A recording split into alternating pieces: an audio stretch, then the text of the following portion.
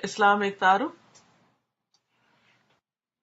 صفحہ نمبر ہے 152۔ نحمدہ ونصلی علی رسولہ الکریم، اما بعد فاعوذ باللہ من الشیطان الرجیم، بسم اللہ الرحمن الرحیم، رب اشرح لی صدری ویسر لی امری واحلل عقدۃ من لسانی یفقہوا قولی۔ انسانی کردار۔ قرآن کی سورت نمبر 14 میں ارشاد ہوا ہے، یعنی سورت ابراہیم میں، کہ کیا تم نے نہیں دیکھا کس طرح مثال بیان فرمائی خدا نے کلمہ طیبہ کی۔ وہ ایک پاکیزہ درخت کی مانند ہے جس کی جڑ زمین میں جمی ہوئی ہے اور جس کی شاخیں آسمان تک پہنچی ہوئی ہیں۔ وہ ہر وقت پر اپنا پھل دیتا ہے اپنے رب کے حکم سے، اور خدا لوگوں کے لیے مثال بیان کرتا ہے تاکہ وہ نصیحت حاصل کریں۔ سورت ابراہیم آیت 24 اور 25۔ پھلدار درختوں کا یہ اصول ہے کہ وہ اپنے موسم پر اپنا پھل دیتے ہیں، یعنی سال میں جب وقت آتا ہے تو وہ پھل کے لیے تیار ہوتے ہیں۔ موسم آتے ہی ایسے درختوں میں پھول نکلتے ہیں جو بہت جلد پھل کی صورت اختیار کر لیتے ہیں۔ اگر آپ آج کل اپنے گارڈن میں نکل کر دیکھیں یا باہر جنگل میں جائیں تو مختلف درخت جو ہیں وہ پھل پھول رہے ہیں، اور انشاءاللہ چند ہی ہفتوں میں آپ دیکھیں گے کہ ان پر پھل بھی آ چکے ہوں گے۔ وقت پر اپنا پھل دینا یہ درخت کی صفت ہے، یعنی اچھے درخت کی یہ خوبی ہے کہ جب اس کا وقت آتا ہے پھل دینے کا تو وہ پھل دیتا ہے۔ یہی صفت انسان سے بھی مطلوب ہے۔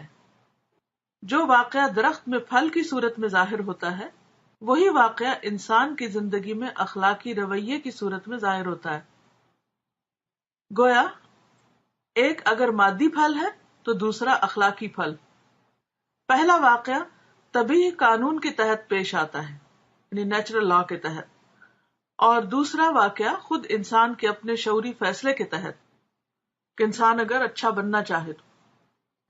انسان سے یہ مطلوب ہے کہ لوگوں کے درمیان رہتے ہوئے ہر موقع پر اپنے قول اور عمل سے وہ اسی روش کا اظہار کرے جس کی توقع انسان ہونے کی حیثیت سے اس سے کی گئی ہے۔ یعنی انسان سے کیا مطالبہ ہے کہ جب وہ لوگوں کے ساتھ معاملہ کرے تو ہر موقع پر اپنے قول اور فعل سے وہی کرے جو اس کو کرنا چاہیے، جو ایک انسان سے یا ایک اچھے انسان سے جس کی توقع کی جاتی ہے، جو اس سے ایکسپیکٹیشن ہوتی ہے۔ کسی معاملہ میں اس کو اپنا بیان دینا ہو تو وہ وہی کہے جو انصاف کا تقاضا ہو۔ وہ کسی حال میں بے انصافی کی بات اپنی زبان سے نہ نکالے۔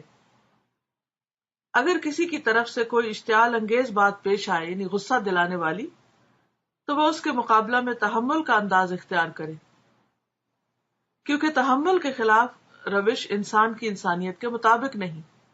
یعنی ایک دم فلیئر اپ ہو جانا، غصے میں آ جانا اور انتہائی اقدام اٹھانے پر سوچنے لگنا، یہ سب چیزیں انسان کو زیبا نہیں دیتی۔ اس کا یہی انداز عملی معاملات میں بھی ہو۔ وہ جب بھی لوگوں کے درمیان کوئی عمل کرے تو پہلے یہ سوچ لے کہ اس کا یہ عمل اس کے انسان ہونے کی حیثیت کے مطابق ہے یا اس کے مطابق نہیں۔ یعنی جب وہ کوئی بات کرنے لگے، جب کوئی معاملہ کرنے لگے تو ضرور یہ سوچے کہ جو کچھ وہ کرنے جا رہا ہے کیا واقعی یہی انسانیت کا تقاضا ہے، اسے ایسا ہی کرنا چاہیے، یہی اس کے مناسب حال ہے۔ وہ جب ایک راستے پر چلے تو وہ دوسروں کو بھی راستہ دے رہا ہو۔ وہ جب دوسروں کے ساتھ لین دین کرے تو اس کا لین دین عین وہی ہو جس کی امید اس سے انسان ہونے کی بنا پر کی گئی تھی۔ تو یہاں ایک بڑی اہم بات سمجھ آتی، اگر آپ اصل مثال میں غور کریں کہ اچھا درخت جو ہے وقت آنے پر اپنا پھل دیتا ہے، اور جو بہترین درخت ہوتے ہیں وہ ہر آن اپنے پھل دیتے ہیں، اس میں وہ بریک نہیں کرتے۔ آپ دیکھیے کہ درخت پھل دینے کے قابل کب ہوتا ہے؟ جب وہ زمین سے اپنی غذا لے چکا ہوتا ہے، جب وہ فضا سے اپنی غذا لے چکا ہوتا ہے، جب پوری طرح میچور ہو جاتا ہے، وہ مادی غذا لیتا ہے اور مادی پھل دیتا ہے۔ ہم سب لوگ جو قرآن پڑھنے والے ہیں، ہم سے کس رویے کی توقع کی جا سکتی؟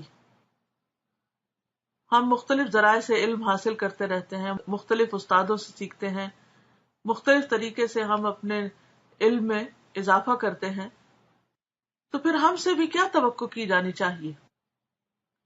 ہم سے بھی یہ توقع ہونی چاہیے کہ ہم بھی پھر جب ساری غذا لے چکے تو دوسروں کو بھی دیں، دوسروں کے ساتھ شیئر کریں. ہمارے اندر سے بھی ایسے پھل آئیں جو دوسروں کی زندگیوں کو فائدہ پہنچائیں، ان کے لیے صحت کا سامان بنے، غذا اور طاقت کا سامان بنے. اگر کوئی شخص علم حاصل کرتا رہتا ہے اور سارا صرف اپنے ہی اندر رکھتا ہے اور اسے دوسرے کے ساتھ شیئر نہیں کرتا، اور خصوصاً جب ضرورت پیش آئے کسی کو اس وقت اس کے کام نہیں آتا، تو ایسا شخص دراصل بہت خود غرض شخص ہے اور فطرت کے خلاف عمل کر رہا ہے. اور جو شخص کسی کو فائدہ نہیں پہنچاتا، خود اس کو بھی فائدہ نہیں پہنچتا، تو اللہ تعالیٰ سے دعا ہے کہ وہ ہمیں عمل کرنے والا بنائے اور واقعی ہم مختلف ذرائع سے جو فائدے حاصل کریں پھر اس سے بڑھ کر آگے دوسروں کو پہنچانے والے بنے. اللہ تعالیٰ ہم سب کی کوششوں کو قبول فرمائے. وآخر دعوانا ان الحمد للہ رب العالمین. سبحانک اللہم وبحمدک، نشہد ان لا الہ الا انت، نستغفرک ونتوب الیک.